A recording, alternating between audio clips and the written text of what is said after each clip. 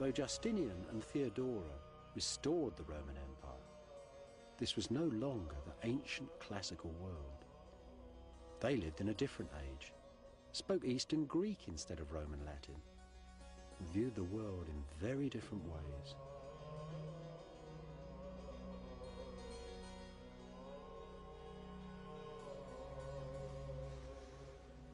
Look at these sculptures. They're probably the last classical figures ever made. They were made actually in the generations just before Justinian. Now, at first glance, you might think they're just part of those usual old classical things you see hanging around museums. Big stony Alexanders and Caesars all strutting their stuff. But they're not like that at all. They're new, they're different. Something else is going on. It's very simple work, very realistic in a way. Little light-cut lines, and a day-old beard lightly chiselled on the hard marble, as if to emphasise its transience, its insubstantiality. These people are pensive, sad, and rather wise. After all, hadn't the saints and bishops told them that this life, this material world, was only an illusion? So naturally, these statues don't strut their stony stuff like Alexander or the emperors of Rome. They are not heroic descriptions of skin and bone and straining muscle. Each man stands inside his own mysterious inner space that each one of us must occupy. And from that space, they look outwards from the soul towards the heavens. As you might expect, if you should move around them, the solid bulk of marble and humanity is seen to be nothing more than an illusion.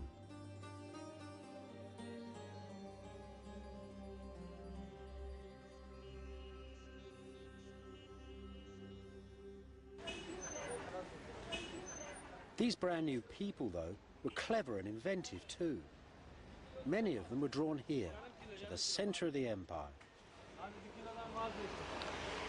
Most of Byzantium's brightest brains were packed into these tiny streets and apartments that surrounded the palace complex in Constantinople.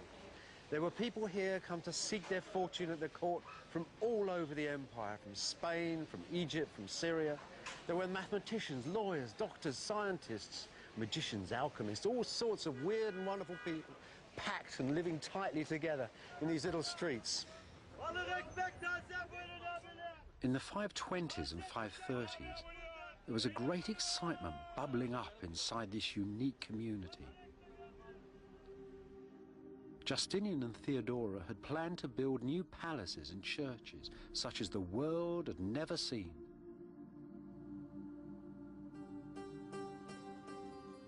The ancient forms, arches, vaults and column tops, were being used for something revolutionary. Something that will be echoed in 10,000 different churches for 1,000 years and more.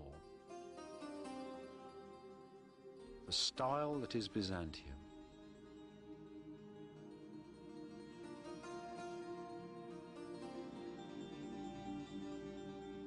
This seaside church, set right beside the palace, was made for some of Theodora's favourite priests. It was probably the work of one Anthemius, a famous physician and mathematician. This was where the style began.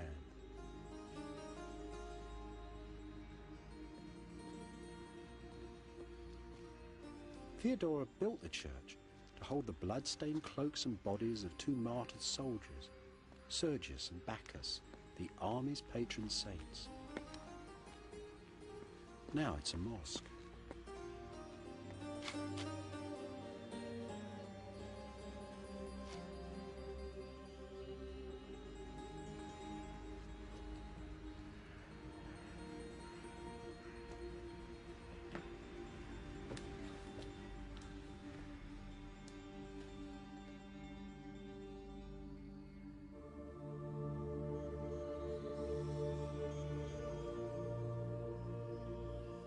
Anthemius' subtle compass has transformed all the usual ancient forms. Squares become circles, circles octagons, and all around a single central point. Space spins into ever smaller spaces. It's as perfectly mysterious as the finest natural crystal. The walls, the columns, seem to be nothing more than an illusion and simply fade away.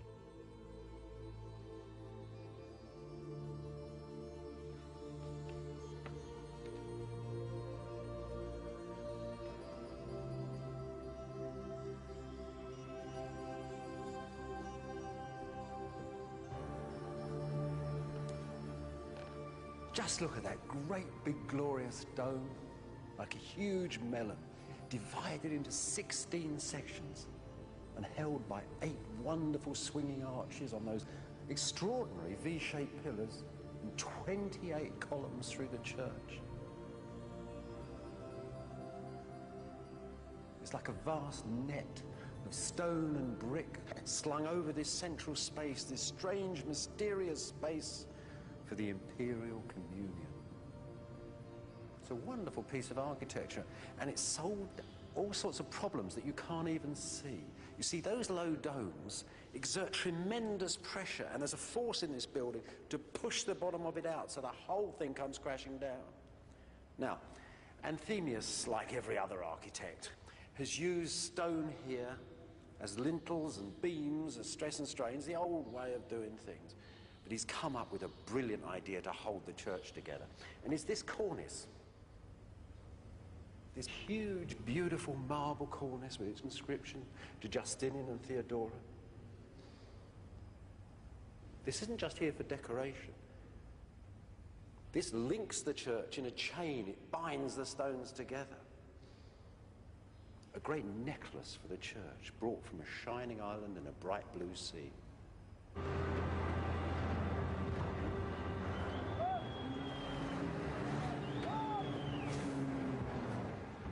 Throughout Justinian's long reign, the Marmara quarries were hard at work, shipping stone for a new crop of imperial churches.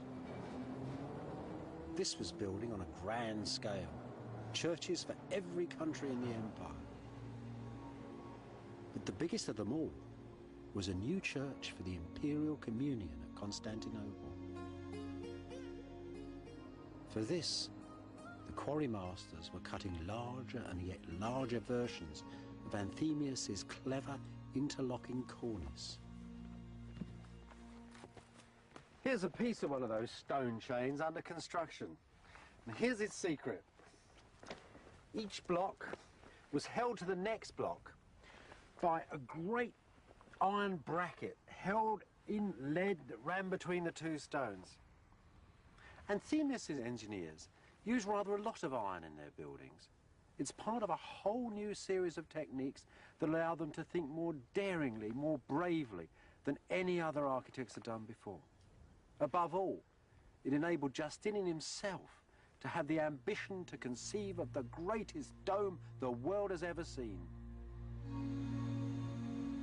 Such mysterious cargoes, such magic marbles from across the empire, now sailed the seas and came to the holy city of Byzantium to be gathered up upon the site of the imperial communion.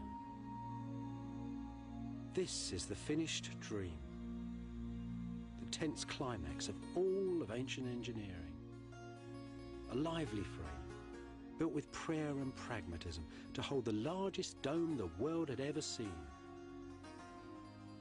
This, though, is just the outside of a sacred theatre. Inside, a forest of columns rises up in ecstasy. The walls, glass and gold and marble, light and dark, insubstantial and illusory, seem to simply fade away.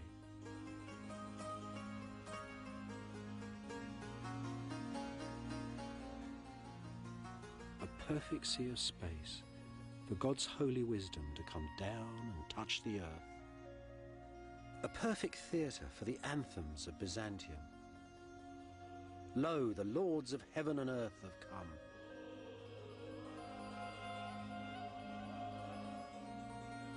Blood-red columns of Egyptian porphyry were taken, so it was said, from the Temple of the Sun at Rome.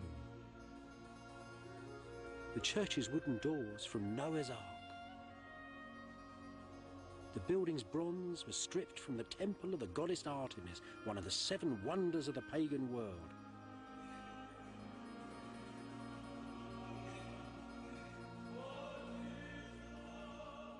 No wonder that the building has itself become a legend.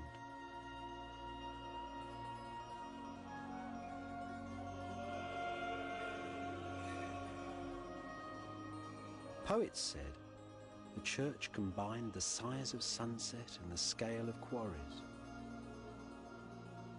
the hues of birds and fish and precious stones, all the textures and experience of that ancient everyday, the living pink of baby's fingernails, the rising of the bright red star Arcturus.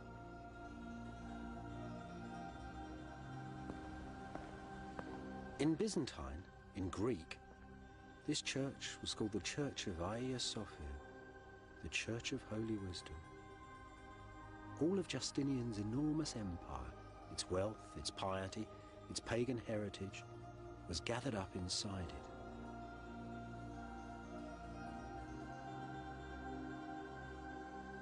Throughout the next 9 centuries, this vast old building stood right at the centre of Byzantium, a symbol of its true destiny on earth. And on the last day of Byzantium, the emperor and his troops came here to pray before they walked out onto the city walls to die.